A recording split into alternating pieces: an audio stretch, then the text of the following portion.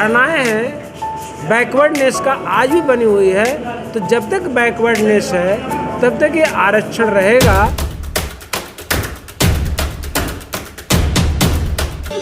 जब बाबा साहब अम्बेडकर ने बौद्ध धर्म को स्वीकार कर लिया 1956 में, तो ये सवाल खड़ा हुआ, जो आपने सवाल खड़ा किया, यही सवाल खड़ा हुआ था कि अब क्या होगा।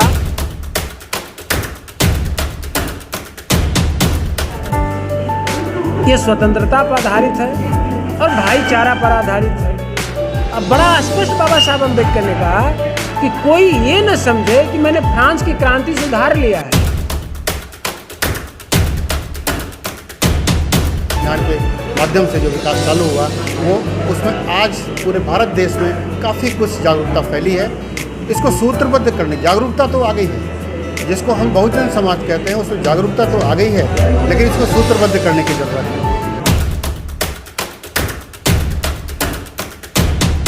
उनके बारे में नहीं तो महिला वक्ता के रूप में 10 या 12 पे जाके गिनती खत्म हो जाती है। देखिए, मैंने शुरू में ही कहा कि कुछ वर्ग को सामाजिक, आर्थिक, शैक्षिक रूप से वंचित किया गया।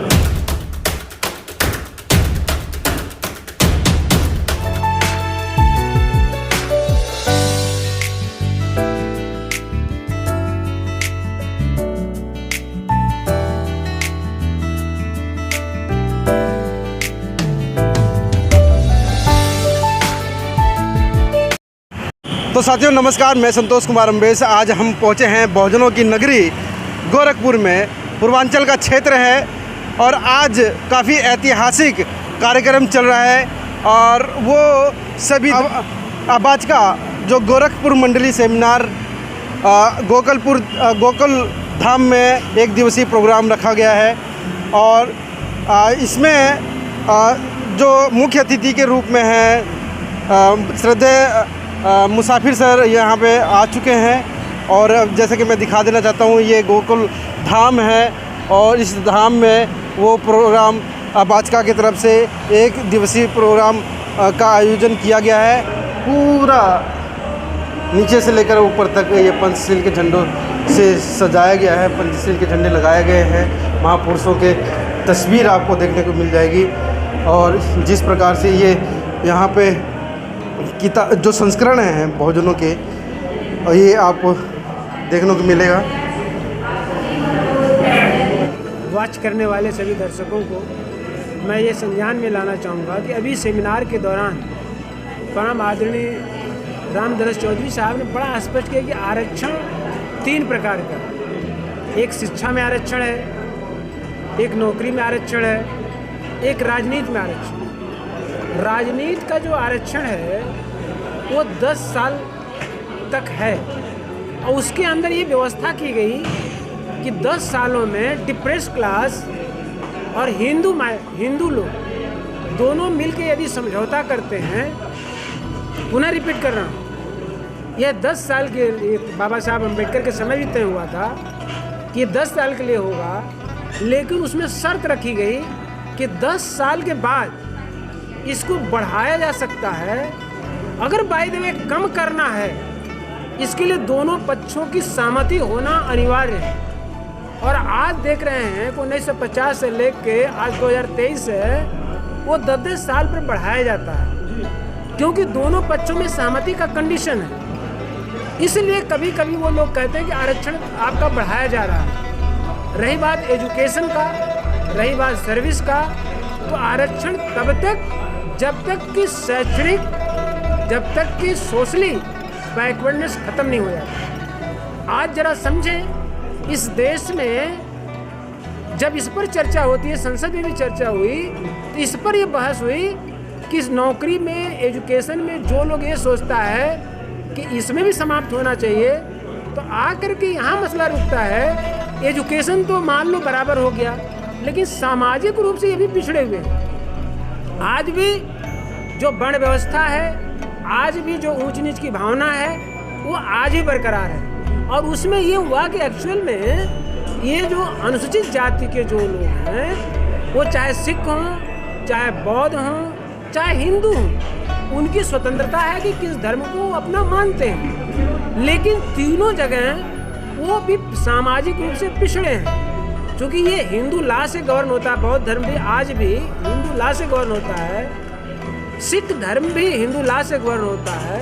इसलिए वो जो धारणाएं हैं बैकवर्डनेस का आज भी बनी हुई है। तो जब तक बैकवर्डनेस है तब तक ये आरक्षण रहेगा, और बैकवर्डनेस आज ही खत्म हो जाए तो आरक्षण आज भी समाप्त हो जाए, आज भी जातिवाद खत्म हो जाए, आज भी छुआछूत खत्म हो जाए। आज आप देख रहे हैं कि आदिवासियों पर पेशाब किया जा रहा है, और ये सुरक्षित नहीं है ये समाज। आज भी देख रहे हैं एट्रोसिटी एक्ट जो है वो सब एट्रोसिटी भी हो रही है, इसलिए एट्रोसिटी एक्ट बना। तो ये सब सारी चीज़ें जब तक समाप्त नहीं हो जाए तब तक आरक्षण रहेगा। मुझे एक सवाल बहुत बड़ा है, और मुझे लगता है कि देश के अंदर जो खुद अम्बेडकर की बातें लेकर चल रहे हैं उन संगठनों का इस बड़े सवाल को ध्यान नहीं है। 92-93 के अमेंडमेंट में बुद्धिस्ट समाज को माइनॉरिटी में डाला गया। अब अनुसूचित जाति के लोग सोच रहे हैं कि हम बौद्ध सर्टिफिकेट बनवाएं, क्योंकि जब कभी जो बौद्ध देश है वो अपने यहाँ कोई काम करेंगे या दरवाजे खोलेंगे भारतीय बौद्धों के लिए, अपने गेट्स ओपन करेंगे नौकरी के लिए, किसी भी काम के लिए, तो यहाँ से डिमांड करेंगे कि आपके जैसे बुद्धिस्ट को उनको भेजिए। अब यहाँ पर अनुसूचित जाति में जो 90 का अमेंडमेंट था उसमें हिंदू या सिख या मुसलमान लिखा जाता था, 90 के अमेंडमेंट में बौद्ध भी लिखा गया, लेकिन बाद में उसको अमेंडमेंट करके माइनॉरिटी में डाल दिया गया। अब रोज पोस्ट की स्थिति है कि हम अनुसूचित जाति में बने रहे, बौद्ध लिखे या माइनॉरिटी में जाए, ये बड़ा सवाल है। इसका इसके ऊपर क्या कहना है? देखिए, अनुसूचित जातियां संशोधन आदेश, भारतीय संविधान अनुसूचित जातियां संशोधन आदेश 1950 जब बना तो 1935 में जो सूची बाबा साहब अम्बेडकर ने अनुसूचित जाति की बनाई थी, और जब 1950 में पूरी वही लिस्ट सम्मिलित हो गई, वो जो सम्मिलित हुआ तो उसके आप पैरा 3 में पढ़ेंगे, पूरा देश पढ़ेगा 1950 का, तो उसके पैरा 3 में लिखा गया है कि ये जो अनुसूचित जाति के लोग हैं ये धार्मिक रूप से क्या होंगे। तो उसमें केवल हिंदू या सिख था, मुस्लिम नहीं था, हिंदू और सिख था। अब ये जब बाबा साहब अम्बेडकर ने बौद्ध धर्म को स्वीकार कर लिया 1956 में, तो ये सवाल खड़ा हुआ, जो आपने सवाल खड़ा किया, यही सवाल खड़ा हुआ था कि अब क्या होगा, अनुसूचित जाति का बेनिफिट तो खत्म हो जाएगा, ये तो बौद्धिस्ट हो गए। क्योंकि उसमें 1950 में तो लिखा ही नहीं कि धार्मिक रूप से बौद्ध भी हो सकते हैं। इस पर जब मसला आया तो पहली बार महाराष्ट्र सरकार आरक्षण अधिनियम 1956 पास किया। उसके तहत स्पष्ट किया कि जो लोग हिंदू धर्म में थे पहले, अनुसूचित जाति के जो लोग थे, अगर अब बौद्ध धर्म में चले जाते हैं तो उनको अनुसूचित जाति का बेनिफिट मिलता रहेगा। ये पहली बार 1956 में अमेंडमेंट हुआ महाराष्ट्र में। अब वो चर्चा चलती रही तो 1990 में जो बात को आपने उठाया, 1990 में भारतीय संविधान अनुसूचित जातियां संशोधन आदेश में परिवर्तन हुआ, संशोधन हो गया।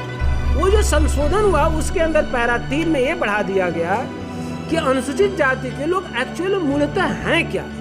इस पर जो अध्ययन हुआ, फिर बाबा साहब अम्बेडकर की एक किताब आप लोग समझते होंगे, अछूत कौन और कैसे, वो किताब 1948 में लिखी गई। 1948 में जब लिखी गई तो उसमें बाबा साहब अम्बेडकर ने स्पष्ट कहा कि बौद्धों का अपमान ही छुआछूत का मूल आधार। तो एक्चुअल में जो छुआछूत होता है किस आधार पर होता है, तो उस पर बाबा साहब अम्बेडकर की शोध किताब कहिए। बाबा साहब अम्बेडकर एक्चुअल में इतिहासकार थे, उन्होंने इतिहास के पन्ने को खंगाला कि अछूत कौन है। तब बाबा साहब अम्बेडकर ने संपूर्ण वांग्मय के खंड 7 में ये बात को स्पष्ट किया कि ये जो बौद्ध हैं ये बिखरे हुए लोग थे, और बिखरे लोग एक्चुअल में अछूत कहे जाते थे। तो उन्होंने स्पष्ट किया कि आखिर जिन्हें अछूत कहा गया एक्चुअल में अछूत हैं क्या। देखिए, क्वेश्चन ये हुआ कि अछूत, अस्पृश्य, दलित हैं क्या। तो इस पर जब बाबा साहब अम्बेडकर ने खोज किया तो पता चला कि जिन्हें अछूत, अस्पृश्य, दलित कहा जाता है कि एक्चुअल में धार्मिक रूप से क्या है। तब बाबा साहब ने कहा इसका इतिहास तो लिखा ही नहीं गया, ये इतिहास ही नहीं लिखा गया। तब उन्होंने कहा कि मैं नया इतिहास लिखने जा रहा हूँ। और जब बाबा साहब अम्बेडकर ने नया इतिहास लिखा कि जिन्हें अछूत कहा जाता है, ये लोग भी जो अछूत इनको कहते थे, या यूँ कहिए कि आर्य लोग कह सकते हैं, या ब्राह्मण कहेंगे कि ये लोग हम लोग को जो अछूत कहते थे, तो हमारे समाज के लोग भी उनको अछूत कहते थे।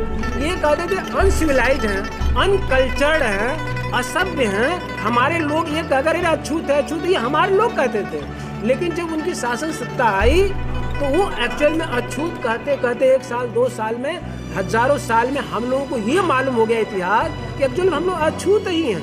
तब बाबा साहब अम्बेडकर ने 1948 में बोला कि अछूत कौन और कैसे किताब है कि बौद्धों का अपमान ही छुआछूत का मूल आधार है। अब तो क्लियर हो गया। अब 1990 में ये सब सारे चीज़ को आधार मानते हुए कि अनुसूचित जाति के बौद्ध लोग भी हैं, इसलिए ये अमेंडमेंट हो गया और वो बौद्ध हो गए। अब सवाल खड़ा हुआ कि अनुसूचित जाति में जो लोग पहले थे, चमार, धोबी, खटीक, कुशवाहा, ये जितने पासी, ये सारे लोग धार्मिक रूप से पहले क्या थे? 1990 से पहले केवल हिंदू हो सकते थे या सिख हो सकते थे। अब इसके बाद 1990 में क्या हुए कि ये धार्मिक रूप से बौद्ध हो सकते हैं। जब ये धार्मिक रूप से बौद्ध हो गए तो बौद्धों की उन्नति के लिए जो अनुसूचित जाति की जो सूची है और रिजर्वेशन अनुसूचित जाति के लोगों को मिलता है, बौद्धों को नहीं मिलता है। हम लोगों को स्पष्ट ये हो जाना चाहिए कि जो रिजर्वेशन मिलता है अनुसूचित जाति को लोगों को मिलता है, और अनुसूचित जाति को ये समझिए कि जैसे मान लीजिए चमार, धोबी, खटीक, मुसहर, ये नामकरण किसने दिया? वो ब्राह्मण लोग नामकरण दिए। लेकिन ये धार्मिक रूप से क्या, इसको तो पता नहीं, तो धार्मिक रूप से ये बौद्ध है। अब रही बात कि जब धार्मिक रूप से बौद्ध हो गया तब भी इसको अनुसूचित जाति का जो आरक्षण है मिलता रहेगा। अब रही बात कि इसके पास ऑप्शन है, वो चाहे तो अनुसूचित जाति का लाभ ले या बौद्ध धर्म का अल्पसंख्यक का लाभ ले सकता है, क्योंकि बौद्ध वाले भी माइनॉरिटी में आते हैं, मुस्लिम वाले भी माइनॉरिटी में आते हैं, सिख वाले भी आते हैं। तो सिख के लोग, बौद्ध के लोग, मुस्लिम के लोग माइनॉरिटी का बेनिफिट लेना चाहें तो उसको ले लें। अनुसूचित जाति का जो बंदा है, जो बौद्ध हुआ है, चाहे वो अभी अनजाने में हिंदू बना हुआ है या सिख है, वो अनुसूचित जाति का लाभ ले सकता है। अभी ये आ गया संशोधन। Thank you.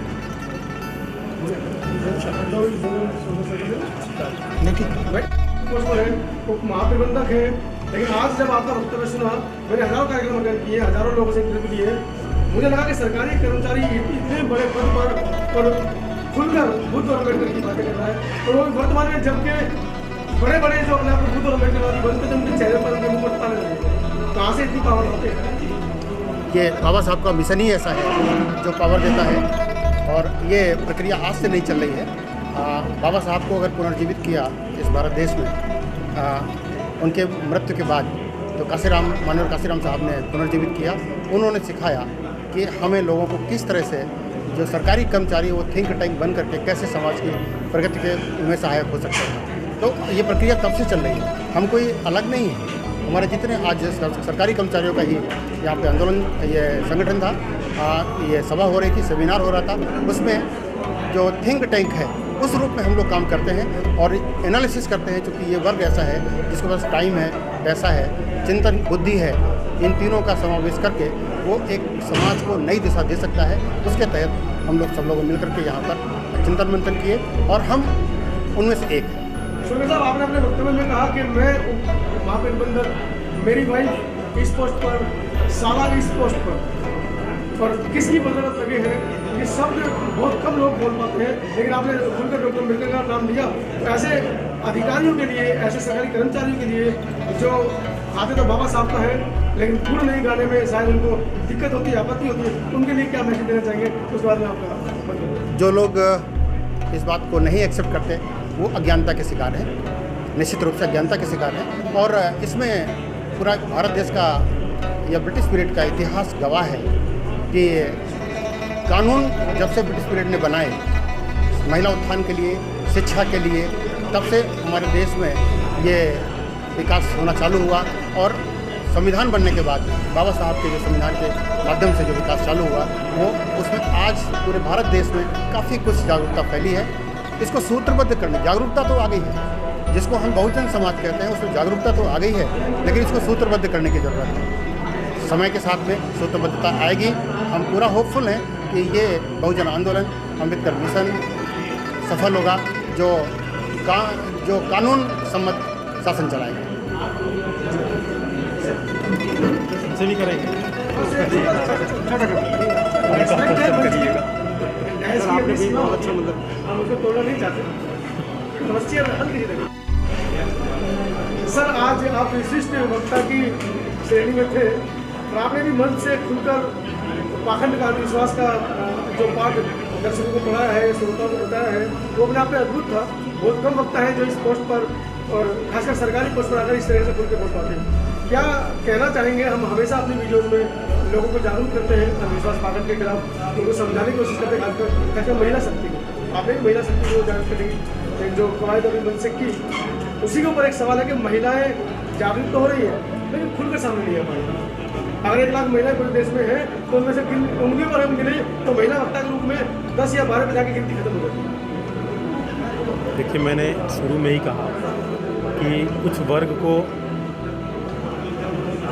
सामाजिक, आर्थिक, शैक्षिक रूप से वंचित किया गया, उसमें हमारी महिलाएं भी हैं। जिसे कहा जाता है कि शूद्र को अधिकार नहीं था, उसी तरह से महिलाओं को भी बहुत सारे समानता के अधिकार नहीं थे, उनके साथ भेदभाव था। वो निश्चित रूप से उनको एक अलग कैटेगरी में रखा गया, जिसे हर काम जो पुरुष करता है वो महिलाओं को अनुमन्य नहीं था। यहाँ तक कि घर के अंदर, घर से बाहर नहीं निकलने दिया जाता था।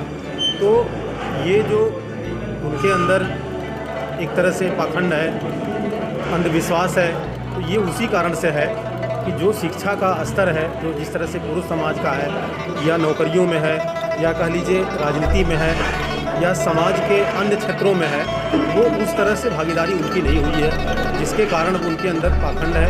अब धीरे धीरे महिलाएं पुरुष के साथ, या कह लीजिए समाज में उनका आरक्षण की बदौलत कह लीजिए, या उनकी जागरूकता की शिक्षा की वजह से अब धीरे धीरे समाज में उनको एक समानता का या एक तरह से अधिकार मिल रहा है, जिससे वो पाखंडवाद दूर हो रहा है। जैसे मणिपुर का मामला है, उसी को लेकर चलते हैं। लगातार दलित समाज की महिलाओं को टारगेट किया जा रहा है। 3-3 साल की छोटी छोटी बच्चियों के साथ मामले सामने आ रहे हैं। अब लोग कह रहे हैं कि महिला कपड़े ऐसे पहनते हो, 3 साल की बच्ची क्या कपड़े पहनती होगी, 4 साल की बच्ची क्या ऐसे भड़काऊ कपड़े पहनती होगी। जो मानसिक विक्षिप्त लोग हैं, खासकर एक धर्म जाति विशेष से आते हैं, मंदिरों तक में इस तरह के प्रकरण दिखाई दे रहे हैं। क्या किस तरीके से इनको आप देखते हैं और क्या किस तरीके से हम बचाव कर पाएंगे? देखिए, एक्चुअल में जो मानसिक रूप से जो सोचने का जो क्षमता है वो घृणित भाव है। और बाबा साहब अम्बेडकर बड़ा स्पष्ट करते हैं कि घृणा भाव आता कहाँ से। इसलिए बाबा साहब अम्बेडकर ने बहुत स्पष्ट कहा कि बौद्ध धर्म क्यों प्यारा है। इस पर एक बहुत बड़ा उनका स्पीच है कि हमें बौद्ध धर्म क्यों प्यारा है। क्योंकि बौद्ध धर्म इसलिए प्यारा है कि ये समता पर आधारित है, ये स्वतंत्रता पर आधारित है और भाईचारा पर आधारित है। अब बड़ा स्पष्ट बाबा साहब अम्बेडकर ने कहा कि कोई ये न समझे कि मैंने फ्रांस की क्रांति से उधार लिया है। हमने तो इस भारत भूमि से बौद्ध धर्म से लिया है, जहाँ नष्ट हो जा रहा है, जहाँ प्यार का भाव खत्म हो जा रहा है। ये धर्म की भावना से आता है। और धर्म क्या सिखाता है? अब बौद्ध धर्म क्या, जब समता समझाएगा, स्वतंत्रता समझाएगा, कपड़ा कैसा पहनना है, कैसे चलना है, तो स्वतंत्रता भारतीय संविधान में बाबा साहब अम्बेडकर ने स्पष्ट किया।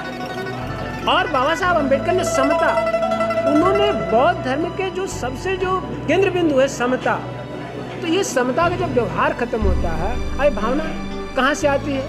और जब कोई बंदा अगर इस तरह का घृणित कृत्य करता है, जैसा कि मणिपुर का भी उल्लेख किया, क्या उसको समझ में नहीं आ रहा कि एक मानव के साथ बेदर्दी के साथ व्यवहार कर रहा, वो कौन से, कहाँ से सीखा है, उसके दिमाग में कहाँ से आया, ये कौन सी ये मैथोलॉजी, कौन सी उसके अंदर विचारधारा डेवलप हो रहा है। इसलिए बाबा साहब अम्बेडकर ने कहा दुनिया में सबसे पहले आइडियोलॉजी महत्वपूर्ण होता है। आदमी की विचारधारा यदि सही हो जाएगी तो वो ऐसा गलत कार्य नहीं करेगा, उसकी विचारधारा गंदा है। इसलिए बाबा साहब अम्बेडकर ने कहा कि विश्व में यदि शांति चाहिए, विश्व में भाईचारा चाहिए, तो बौद्ध धर्म ही एक मार्ग है। इसलिए बुद्ध ने कहा कि मैं मुक्तिदाता नहीं हूँ, किसी को मुक्ति नहीं कर सकता। इसलिए बाबा बुद्ध ने कहा मैं मार्गदाता हूँ।